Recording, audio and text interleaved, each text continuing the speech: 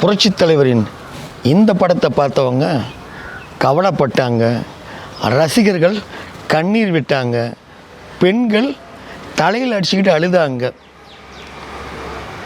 இவங்க அப்படி அழுததுக்கு காரணம், புரட்சித் தலைவர் நடித்த பாசம் படத்தில் கிளைமேக்ஸில் தலைவர் இறக்குற மாதிரி ஒரு காட்சி.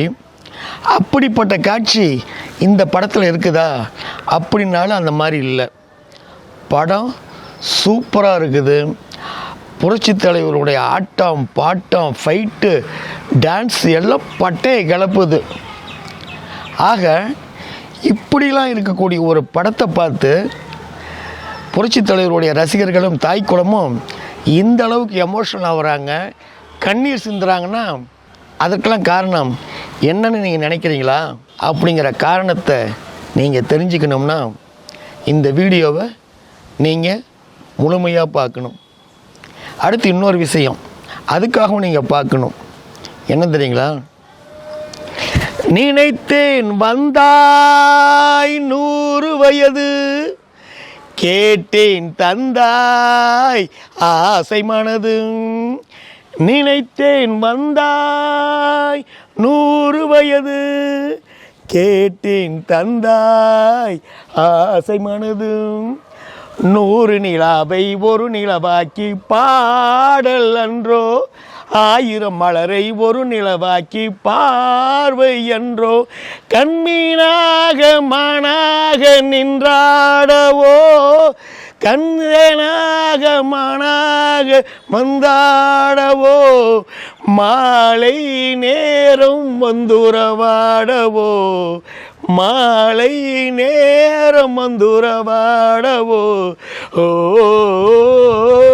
ஐயா, ஓ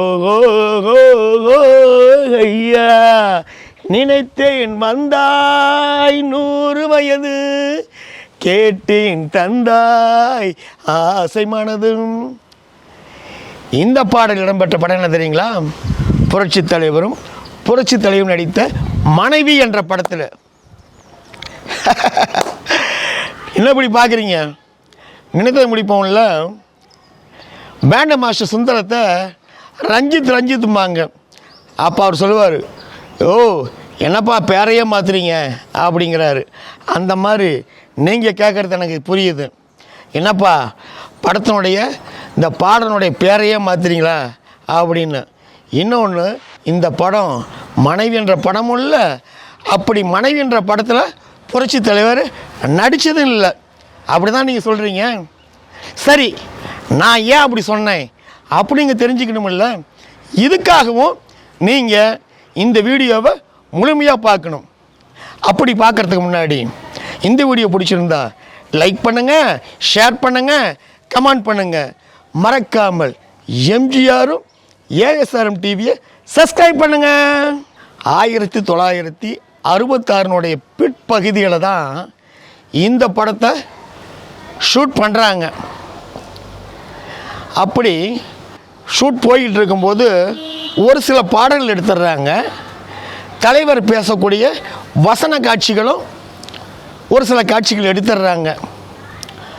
அதன் பிறகு, அதாவது 1967 ஜனவரி 12 தமிழகம் மட்டுமல்லாமல் இந்தியா மட்டுமல்லாமல் உலகையே உலுக்கிய ஒரு மிகப்பெரிய வரலாற்று ஒரு சம்பவம் நடக்குது. ஒரு மிகப்பெரிய கவலை தரக்கூடிய, துயரம் தரக்கூடிய சம்பவம் நடக்குது. அது என்ன தெரியுங்களா? நமது இதய தெய்வம் புரட்சித் தலைவர் எம்ஜிஆர் அவர்களை எம்.ஆர். ராதா அவர்கள் சுட்டுறாங்க அப்படிங்கிற செய்தி காட்டு தீ போல பரவுது. தமிழகத்தில் ஆண்களும் பெண்களும் கதறி அழறாங்க, கண்ணீர் சிந்துறாங்க. புரட்சித் தலைவருக்கு என்ன ஆச்சு ஏதாச்சுன்னு துடிதுடிச்சு போகிறாங்க. சென்னை ராயப்பேட்டை அரசு மருத்துவமனை முன்னாடி ஆண்களும் பெண்களும் சும்மா அலைகலந்தன திரண்டு நிற்கிறாங்க. தலைவனுக்கு என்னாச்சு, தலைவனுக்கு என்னாச்சு, எங்கள் பொன்மனை செம்மனுக்கு என்னாச்சுன்ட்டு அப்படியே கோஷம். அப்படியே சாப்பிடாமல் கொள்ளாமல் எல்லாம் கிடக்கிறாங்க. தமிழக மெல்லுங்க அப்படியே இருக்கிறாங்க. மக்களுடைய அந்த அவங்க விட்ட கண்ணீர், அவங்க தலைவர் மேலே கொண்டிருந்த அன்பின் காரணமாக புரட்சித் தலைவருக்கு தீவிரமான டாக்டர்களின் சிகிச்சை அளித்ததன் மூலிமா புரட்சித் தலைவர் பிழைச்சிக்கிறாரு. உயிருக்கு ஆபத்தில்லை அப்படிங்கிற செய்தி மக்களை சந்தோஷமடைய வைக்குது. இந்த சூழ்நிலையில் ஜனவரி 13 புரட்சித் தலைவர் எம்ஜிஆர் நடித்த தேவர் பிலிம்ஸின் தாய்க்கு தலைமகன் படம் ரிலீஸ் ஆகுது. புரட்சித் தலைவருக்கு என்னாச்சு ஏதாச்சு அப்படின்னு தெரிஞ்சிக்க முடியாதவங்க, அந்த ஹாஸ்பிட்டல் உள்ளே போய் பார்க்க முடியாதவங்க புரட்சித் தலைவர் நடித்த தாய்க்கு தலைமகன் படத்தை பார்க்குறதுக்கு சும்மா அலாலையாக கூட்டம், அலாலையாக மக்கள் வெள்ளம் எல்லாம் போய் படத்தை போய் பார்க்க போகிறாங்க. அந்த படத்தினுடைய காட்சியினுடைய இடைவேளையின் போது மக்கள் திலகம் புரட்சித் தலைவர் எம்ஜிஆர் உயிர் பிழைத்து விட்டார், நலமுடன் இருக்கிறார் அப்படிங்கிற சிலேடெல்லாம் ஓடுது. மக்கள் அதை பார்த்தோன்னே ஐயா என் சாமி என் தலைவனுக்கு எந்த பிரச்சனையும் இல்லை அப்படின்னு எல்லாருமே சந்தோஷப்படுறாங்க. அடுத்து மே மாதம் 19 புரட்சித் தலைவி அம்மா சரோஜாதேவி நடித்த அரச கட்டளை படம் ரிலீஸ் ஆகுது. இந்த அரச கட்டளை படம் ரிலீஸ் ஆகிட்டு இருக்கும்போது காங்கிரஸ் ஆட்சி நடக்குது. 67 தமிழக சட்டசபைக்கு எலெக்ஷனு. இந்த படத்தில் அரசியல் வசனங்கள் நிறையா புகுத்திருக்கிறாங்க. ஆனால் இந்த துப்பாக்கி சூடு சம்பவத்தினால இந்த படம் எப்போ ரிலீஸ் ஆகுது? இந்த படம் எப்போ ரிலீஸ் ஆகுதுன்னா அறிஞர் அண்ணா முதலமைச்சரான பின்னாடி தான் படம் ரிலீஸ் ஆகுது. 1967 நடந்த சட்டப்பேரவை தேர்தலில் அறிஞர் அண்ணா என்ன சொல்கிறாரு, மக்கள் திலக எம்ஜிஆரை ஒரு பிரச்சார பீரங்கியாக இறக்க முடிவு பண்ணுறாரு. அதாவது ராமச்சந்திரன் நீ கழகத்துக்கு நிதி தர வேண்டாம், உன்னுடைய முகத்தை மக்கள்கிட்ட காமி, லட்சோப வாக்குகள் நமக்கு வரும், நாம் ஆட்சியை பிடிச்சிடலாம் அப்படிங்கிற மாதிரி சொல்கிறாரு. தலைவரும் அதற்கு ஆயத்தமாக இருக்கிற டைமில் தான் இந்த துப்பாக்கி சூடு சம்பவம் நடந்துருது. இப்போ என்ன பண்ணுறாங்க, தமிழகம் எங்கும் ஒரு தலைவருக்கு இப்படி ஆச்சு, துப்பாக்கி சூடு சம்பவம் நடந்துருச்சு, என்ன ஆச்சு ஏதாச்சுன்னு கவலைப்பட்டுக்கிட்டு இருக்கிற டைமில் தலைவர் ஹாஸ்பிட்டலில் கழுத்தில் கட்டு போட்ட நிலையில் இருக்கக்கூடிய போஸ்ட்ரு தமிழகம் முழுவதும் மூளை முடுக்கு எல்லாமே சந்து பொந்து தவறாமல் எல்லா இடத்துலையுமே ஒட்டுறாங்க. எப்படிங்க சந்து பொந்து விடாமல் எல்லா இடத்துலையும் எங்கே பார்த்தாலும் புரட்சித் தலைவர் அப்படி இந்த கழுத்தில் குண்டடிப்பட்டு கழுத்தில் கட்டு போட்டிருக்கிற போஸ்ட்டு மக்கள் பார்வைக்கு எல்லாம் ஒட்டுறாங்க. புரட்சித் தலைவர் பரங்கிமலை சட்டமன்ற தேர்தலில் எம்எல்ஏவை போட்டியிடுறாரு.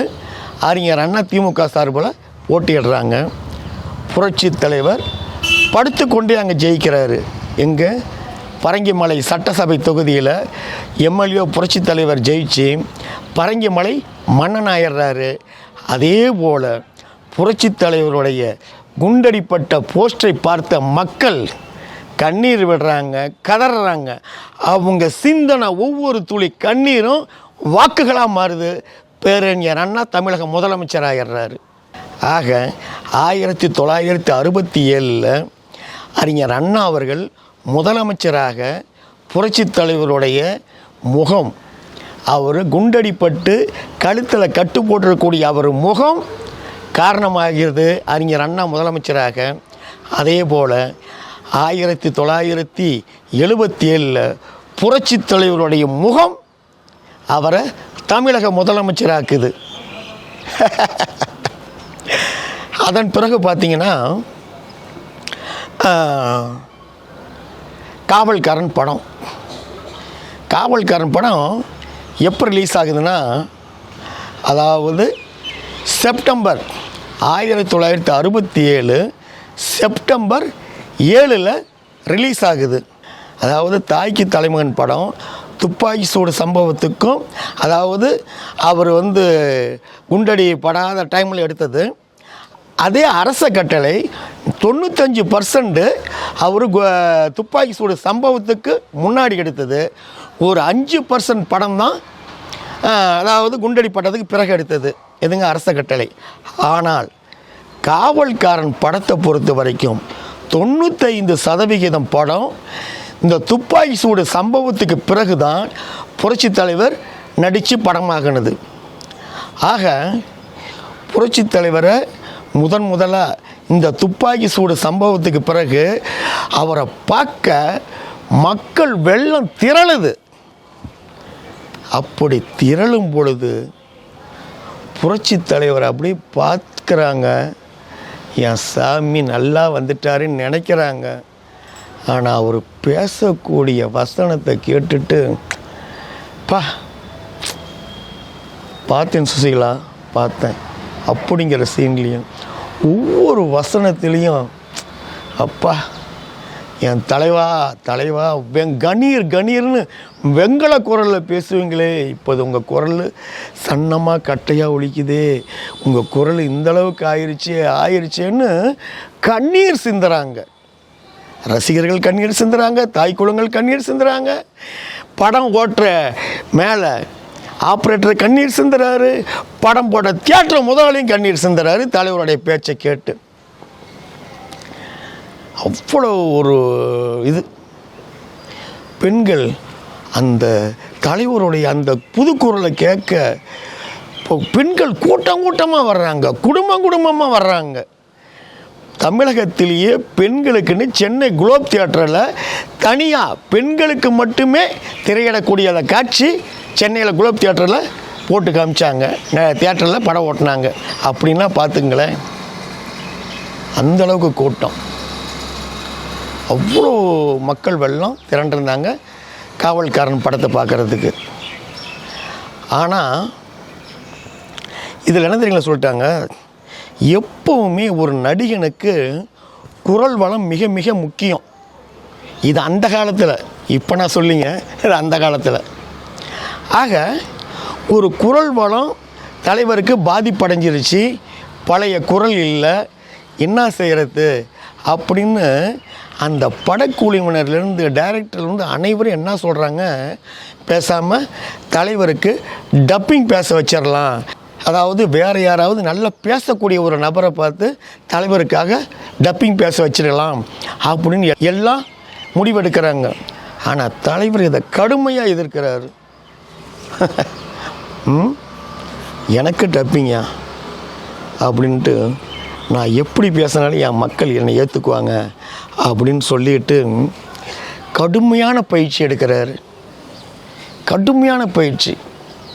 அவருடைய உதவியாளர் ராமகிருஷ்ணன் கூட ஒரு டைம் சொல்லியிருந்தார், கடற்கரையில் புரட்சி தலைவர் அவர் ராமகிருஷ்ணன் இன்னொருத்தர் இப்படி பிடிச்சிக்குவாங்களாம், அந்த அலைகள் வந்து மேலே படும் பொழுது கத்தி கத்தி பேசுவாராம். பழையபடி தொண்டை நல்லா வரணும், பேச்சு நல்லா வரணும், குரல் நல்லா ஒலிக்கணுங்கிறதுக்காக விடிகாலம் 4 மணிக்கு பீச்சில் போய் நின்றுக்கிட்டு அப்படி கத்துவாராம் தலைவர். டப்பிங் பேசுகிறாரு, அனைவரும் தடுத்தும் கூட புரட்சி தலைவரே பேசுகிறாரு, டப்பிங் பேசுகிறாரு. ஒரு முறை இல்லை, ஒரு முறைக்கு 4-5 முறை பேசின வார்த்தைகளே திரும்ப திரும்ப பேசுகிறாரு. இப்படி தொடர்ந்து பேசக்கூடிய வசனங்களில் எந்தெந்த வார்த்தைகள் நல்லா வந்திருக்குதோ அந்த வார்த்தைகள்லாம் எடுத்து அப்படியே ஒருங்கிணைக்கிறாரு. ஒருங்கிணைச்சி அப்படியே இந்த கோர்வையாக வசனமாக கொண்டு வர்றாரு. அதை அந்த கதைக்கு ஏற்ற மாதிரி எடிட்டிங் பண்ணி அதோட ஃபிக்ஸ் பண்ணுறாரு. பாருங்கள், இதெல்லாம் அவரே செய்கிறாரு. அந்த ஒளிப்பதிவு, குரல் ஒளிப்பதிவு பேசும் பொழுது அந்த வார்த்தைகளை ஒரு முறைக்கு பல முறை பேசுகிற அந்த வார்த்தைகள்லாம் எடுக்கிறாரு. எடுத்து அதில் நல்ல வார்த்தையை செலக்ட் பண்ணி அதை அப்படியே ஒரு திரைக்கதையில் அதை அப்படியே ஒருங்கிணைச்சி அதை எடிட் பண்ணி அதை அப்படியே கரெக்டாக ஃபிக்ஸ் பண்ணுறாரு. ஏன்னா தலைவருக்கு திரைப்படத்தில் தொழில்நுட்ப திறமை அதிகம். அந்த தனது தொழில்நுட்ப திறமையில் தாம் பேசக்கூடிய அந்த வார்த்தைகளில் நல்ல வார்த்தைகளை, எந்த வார்த்தைகள் க்ளீனாக பேசியிருக்கிறோமோ அந்த வார்த்தைகளை எடுத்து எடுத்து போட்டு ஒருங்கிணைச்சி எடிட் பண்ணி அந்த கதையோட அந்த இதில் வந்து பொறுத்துறாருன்னா அதுதாங்க புரட்சி தலைவர். புரட்சி தலைவருக்கு எப்பயுமே ஒரு ராசி இருக்குதுங்க. யார் தன்னை பலகீனமாக நினைக்கிறாங்களோ அதையே பலமாக நினச்சிக்கிட்டு ஜெயிப்பார். அதை இந்த விஷயத்துலேயும் ஜெயிச்சு காமிச்சார். அப்படி ஜெயிச்சதுனால தான் அன்னைக்கு அந்த விடாமுயற்சி, விடாத ஒரு பயிற்சி எடுத்ததுனால தான் அந்த காவல்காரன் படத்தில் அந்த வசனங்களை சும்மா அப்படி மக்கள் மத்தியில் பார்த்து அவங்க பரவசப்படுற மாதிரி செஞ்சார். என் தலைவனுடைய குரல் முன்னைக்கு இப்போ வலிமை பெற்றதடான்னு தனது ரசிகர்கள் நினைச்சதுனால தான் அந்த காவல்காரனில் ஆரம்பித்து மதுரை மீட்ட சுந்தரபாண்டியன் வரை அனைத்து படங்கள்லேயுமே வசனம் மழையாக பொழிஞ்சார். அது மட்டும் இல்லை, அரசியல் மேடைகளில் முழங்குவார். தலைவர் ஸ்பீச்சு ஸ்டார்ட் பண்ணவனே, என் இரத்தத்தின் இரத்தமான உடன்பிறப்புகளை, என் உயிரின் மேலான என் தாய்மார்களை அப்படின்னு சொல்லும்போது அதுவும் இந்த குரல் தாங்க. ஆக இந்த குரல் தான் புரட்சி தலைவரை தமிழக முதலமைச்சர் அரியணையில் ஏற்றினது. ஒரு மனிதன் எந்த நிலையிலும் நம்ம விழுந்துட்டோம் இனி எழமாட்டோம் அப்படின்னு நினைக்காம நம்ம தொடர்ந்து முன்னேறணும்னா இந்த இமயத்தையே நம்ம தொற்றலாம் அப்படிங்கிறதுக்கு புரட்சி தலைவர் நமக்கெல்லாம் ஒரு முன்னுதாரணமாக இருக்கிறார். எவ்வளோ கஷ்டப்பட்டுருக்காரு பார்த்தீங்களா இந்த படத்துக்காக, எவ்வளோ கஷ்டங்கள். வேறு ஒருத்தர் நடந்து அப்பா வாழ்க்கையே முடிஞ்சு போச்சுன்னு உட்காந்துருவாங்க. அதாவது அந்த துப்பாக்கி தோட்டா அவர் குரலை தான் கொஞ்சம் பாதிப்படை வச்சதை ஒழிய அவருடைய சுறுசுறுப்பு, அவருடைய எனர்ஜி, அவருடைய வேகம், விறுவிறுப்பு, வீரம் எப்பயும் குறையவே இல்லைங்க. சும்மா கண்ணனோட ஒரு ஃபைட்டு, அப்படி கண்ணை வரும், அப்படியே தலைவர் சும்மா ஓங்கி ஒரு பஞ்சு நவுந்துக்குவா, அப்படி தலைவரோட பீரோவில் குத்துவார், அந்த பீரோ ஓட்டையாயிடும், ஓட்டை விழுந்துடும். அப்புறம் அப்படியே எடுத்து அப்படியே இது பண்ணிட்டு அப்படியே இந்த கை இப்படி இந்த மாதிரி செஞ்சுட்டு கையில் வாட்ச் இருக்கும், அப்படியே காதுகிட்ட வச்சு வாட்ச் ஓடுதே இல்லையான்னு அப்படியே செக் பண்ணி பார்ப்பாரு. அப்போ டிக் டிக் டிக்னு சத்தம் வரும் பாருங்க. அந்த டிக் டிக் டிக் நாங்கள் சத்தம் வரும்போது இங்கே விசில் சத்தமும் ரசிகர்களுடைய கைத்தட்டல இந்த தியேட்டரை விண்ண பிளக்கிற அளவுக்கு இருக்குங்க. அதுதாங்க தலைவர். அடுத்து பார்த்தீங்கன்னா உங்களோட ஆரம்பத்திலே சொன்னேன், இப்போ அந்த ஃபஸ்ட்டு ஒரு கேள்விக்கு விடை கிடச்சிருச்சு. எதுங்க? கண்ணீர் சிந்தினாங்க, கதறினாங்க, அழுதாங்க, ஏன் அப்படின்ட்டு. அடுத்து இன்னொரு கேள்வி வச்சோம். என்ன கேள்வி? மனைவி அப்படிங்கிற பேர் தானே இந்த படத்துக்கு அப்படின்னு நான் சொன்னேன் அந்த பாட்டை சொல்லி. அதுக்கு இப்போ வரேன் பாருங்க. அதாவது தலைவர் ஸ்டுடியோவில் உட்காந்து ஃபோட்டோ ஸ்டில்ஸ்லாம் பார்த்துக்கிட்டு இருக்கிறாரு. என்னன்னா அந்த ஒயிட் பேண்ட்டு பிளாக் மணின்னு போட்டு டார்ச் வச்சு ஃபைட் பண்ணுவார் பார்த்தீங்களா, அந்த ஃபைட் சீனை ஸ்டில் ஃபோட்டோகிராஃபியில் ஸ்டில்லாம் கொடுத்துருக்குறாங்க. அதை பார்த்துக்கிட்டு இருக்காரு தலைவர். அப்போ அங்கேருந்து கவிஞர் வாலி வர்றாரு. வாலி வந்தவுடனே வாங்க உட்காருங்க அப்படிங்கிற உட்காடுறாரு. உட்காந்துட்டு இங்கே பாருங்கள், இந்த படத்தினுடைய ஸ்டில்ஸ்லாம் வந்துருக்குது, நல்லா இருக்காங்க அப்படின்னு பாருங்கள் அப்படின்னு சொல்கிறாரு. பார்க்குறாரு, படம் நல்லா இருக்குதுங்க அப்படின்ட்டு. நான் ஒன்று சொல்லலாங்களா, படம் எப்படி இருக்குதுன்னு கேட்குறாரு. ஃபோட்டோஸ் காமிச்சு நல்லா இருக்குதுங்க அப்படிங்கிறாரு. படத்தினுடைய பேர் மனைவி. இவர் யோசிக்கிறாரு, படத்தை பார்த்துட்டு நான் வாலி வாங்குறாரு, படத்தை பார்த்துட்டு நல்லா இருக்குன்னு சொல்லிட்டு யோசிக்கிறாரு. உடனே ஆமாம் என்ன யோசிக்கிறீங்க, பிடிக்கலையா அப்படிங்கிறாரு. இல்லை ஏங்க, உங்கள் ஃபோட்டோஸை பார்த்து பிடிக்கலன்னு சொல்ல முடியுங்களா, அழகாக ஃபென்டாஸ்டிக்காக இருக்குதுங்க அப்படின்ட்டு கொஞ்சம் அப்படியே நினச்சி பார்க்குறாரு. படத்தினுடைய ஸ்டோரி நினைக்கிறாரு. சத்யா மூவிஸ் ஆரியம் வீரப்பன் தயாரிக்கிறாரு. படத்தினுடைய பேர் மனைவி. இந்த படத்தில் புரட்சித் தலைவர் எம்ஜிஆர், புரட்சித் தலைவி அம்மா, நம்பியார், அசோகன், ஆர்எஸ் மனோகர், நாகேஷ், மனோரமா, சிவகுமார் உள்பட பலர் நடிச்சிருக்கிறாங்க. இந்த படத்துக்கு இசை எம்எஸ் விஸ்வநாதன், ஒளிப்பதிவு ராமமூர்த்தி, டைரக்ஷன் புரட்சித் தலைவருடைய ஆஸ்தான இயக்குனர் பா நீலகண்டன். ஆக இந்த படத்தினுடைய கதை என்னான்ட்டு தான் அவர் வாலி யோசிக்கிறாரு. படத்தினுடைய கதை என்னான்ட்டா, ஒரு பங்களா, அந்த பங்களாவில் தொடர்ந்து ஒரு குற்றச்செயல்கள் நடந்துக்கிட்டு இருக்குது. இதை கண்டுபிடிக்க ஒரு போலீஸ் அதிகாரி போகிறாரு. ஆனால் அவர் மர்மமான முறையில் அவர் கொலை செஞ்சிடுறாங்க. இதை கண்டுபிடிக்கிறதுக்கு ஒருத்தர் போயாகணும் அப்படிங்கிற டைமில் தான் அந்த பங்களாவுடைய ஓனர் நம்பியார். அவருக்கு ஒரே பொண்ணு புரட்சி தலைவி அம்மா. அங்கே டிரைவர் மணியாக வேலை பார்க்க போகிறாரு நமது மக்கள் திலகம் எம்ஜிஆர் அவர்கள். இப்போ என்ன ஆகுது, புரட்சி தலைவி அம்மா அவர்களுக்கு நம்ம புரட்சி தலைவருக்கு காதல். இந்த காதலுக்கு அப்பா நம்பியார் எதிர்ப்பு. அந்த எதிர்ப்பை மீறி தலைவரோடு இவங்க வந்துடுறாங்க, கல்யாணம் பண்ணிக்கிறாங்க. கடைசியில் என்ன ஆகுது, பில்டிங் நடக்கக்கூடிய குற்ற செயல்கள் என்ன, அது யார் செய்கிறா அப்படிங்கிறத கண்டுபிடிக்கிற ஒரு போலீஸ் அதிகாரியா, அதாவது டிரைவராக அங்கே வேலை பார்த்து கடைசியில் தான் தெரியும் இவர் தான் போலீஸ் அதிகாரி நமது புரட்சித் தலைவர் எம்ஜிஆர் அவர்கள். அப்படி மிரண்டுருவாங்க. அவர் போலீஸ் ஐடின்னு யாருக்குமே தெரியாது, கடைசியில் தான் தெரியும். எப்போயுமே வழக்கமாக தலைவர் அப்படி தான் பண்ணுவார், தான் யாருன்ற மாதிரியே காமிச்சிக்க மாட்டார். இந்த படத்தில் புரட்சித் தலைவர் அம்மாவுடனும் காதல் காட்சியிலையும் சரி, தம்பி சிவகுமாருடைய பாசங்காற்றத்துலேயும் சரி, எதிரிகளை பந்தாடும் போது அவருடைய வீரத்திலையும் சரி, அனைத்திலும் சும்மா பின்னி எடுத்துருப்பார் புரட்சித் தலைவர். இந்த படத்தில் புரட்சித் தலைவர் ஒரு போலீஸ் சிஐடி அப்படிங்கிறது மனசில் வச்ச வாலி அவர்கள் நமது புரட்சித் தலைவர் இணையங்களை சொல்கிறாரு, ஏங்க இந்த படத்துக்கு நீங்கள் மனைவின்னு பேர் வச்சுருக்கிறீங்க, அதை தான் கொஞ்சம் மாற்றலாம்னு நான் நினைக்கிறேன் அப்படிங்கிறாரு. அப்படியா, என்ன பேர் வைக்கலாம் சொல்லுங்கள் அப்படிங்கிறாரு. இல்லை, இந்த படத்துக்கு காவல்காரன்னு பேர் வச்சா நல்லா இருக்கும் அப்படிங்கிறாரு. உடனே தலைவர் அப்படியே யோசிக்கிறாரு, காவல்காரன் நல்ல பேர் தான் அப்படின்ட்டு மறுநாள் வந்து நீலகண்ணன் இப்படி உள்பட எல்லாத்திட்டையும் டிஸ்கஸ் பண்ணுறாங்க. பண்ணிவிட்டு அதன் பிறகு தான் மனைவி அப்படிங்கிற பெயர் இந்த படத்துக்கு மாற்றம் செய்யப்பட்டு காவல்காரன் அப்படிங்கிற பேர் வைக்கிறாங்க. அதன் பிறகு தான் இந்த பாட்டும் எழுதுகிறாங்க.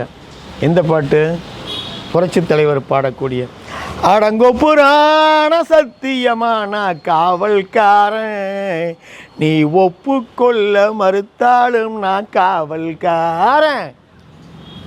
இந்த பாட்டு செம்மையாக தலைவர் இந்த பாட்டுக்கு ஆடியிருப்பார். நல்லா வேலைங்க, இந்த படத்துக்கு காவல்காரன்னு பேர் வச்சாங்க. அதுக்கு தகுந்த மாதிரியே இந்த பாடலும் அமைச்சாங்க.